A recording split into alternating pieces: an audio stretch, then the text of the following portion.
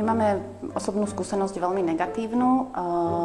Sami sme najskôr uzatvorili zmluvu s inou spoločnosťou, ktorá nám mala dom postaviť a vďaka jej praktikám a prístupu sme prišli o 20 000 eur, takže určite je to veľmi, veľmi taká bolestivá skúsenosť zlá.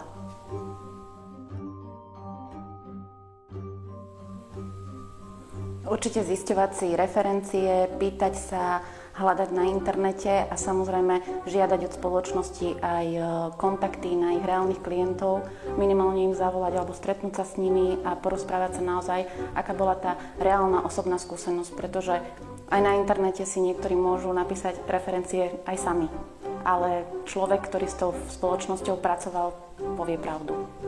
To je pravda. Takisto napríklad sa mi veľmi páčilo s Triemdomom Dni otvorených dverí, ktoré sme navštevovali, to nám veľa prinieslo pri výbere.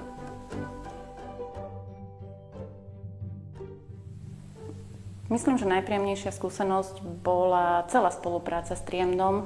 To, ako aktívne vôbec k tej našej situácii pristupovali, snažili sa pomôcť, snažili sa nájsť nejaké riešenia. Čo slúbili a na čo sme sa dohodli, to splnili, čo veľmi oceňujem, a rýchlosť. To bolo neuveriteľné. Rýchlosť nás teda veľmi šokovala. Nielen nás, ale aj všetkých susedov, všetkých známych. A určite tá serióznosť, dodržiavanie termínov, dodržiavanie dohôd, proste čo bolo dohodnuté, to platilo, či už sa týkalo termínov, platieb, čokoľvek. Takže serióznosť určite. A podľa mňa určite pre všetkých, nie sú to podľa mňa len domy pre mladých, proste pre každého, kto chce bývať a hlavne mať to rýchlo a seriózne postavené, tak určite doporučujem všetkým. Aj keď na Slovensku kedysi, alebo ešte možno stále mnoho ľudí je zástancom len murovaných stavieb a tak ďalej, ale myslím si, že nie je dôvod mať obavy z toho, že je to montovaný dom.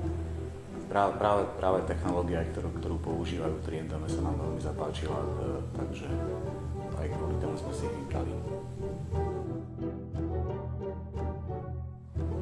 Ja si myslím, že tieto domy nie sú určené pre ľudí, ktorí majú radi taký ležerný a pomalé tempo. Pretože rýchlosť, ako spoločnosť Triemdom pracuje, ich potom prevalcuje. Takže myslím si, že pre takých ľudí, ktorí majú radšej taký pomalý sled udalostí a veľmi taký pozvolný, to možno nie je zrovna to práve orechové a môže ich potom niečo prekvapiť. Ale inak si myslím, že skutočne sú pre všetkých, bez rozdielu veku. Naozaj pre takých, ak je niekto príliš konzervatívny a drží sa silou mocou murovaného domu, tak to pre ňoho nie je alternatíva. Ale ako už bolo povedané, nie je z čoho mať obavy. Takže myslím si, že je to naozaj pre všetkých.